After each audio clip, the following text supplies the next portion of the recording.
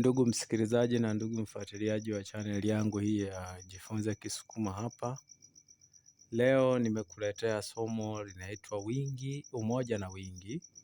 Tutajifunza umoja na wingi katika video hii.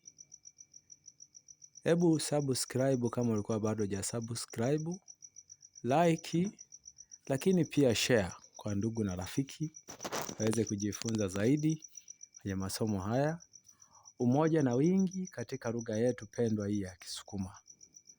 Ili uweze kujua au kutofautisha sentensi ambayo inazungumzia umoja na wingi, kuna maneno ambayo lazima utayasikia katika sentensi hizi za umoja na wingi. Tuanze na umoja. Katika umoja, sentensi nyingi za Kisukuma zinazowakilisha umoja utasikia neno li. Halafu utasikia neno ja.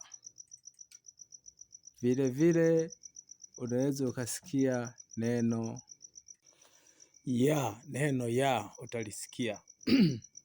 Mfano wa sentensi zenye maneno haya: liwa, liise. Hapo unakuwa unapata li. Lakini ngoko, jane. Hapo unakuwa unapata neno ja. Basi ndugu mfuatiliaji na msikilizaji, hapo unaweza kuelewa sentensi ya umoja. Video itakayofuata nitafundisha wingi. Like, comment, subscribe.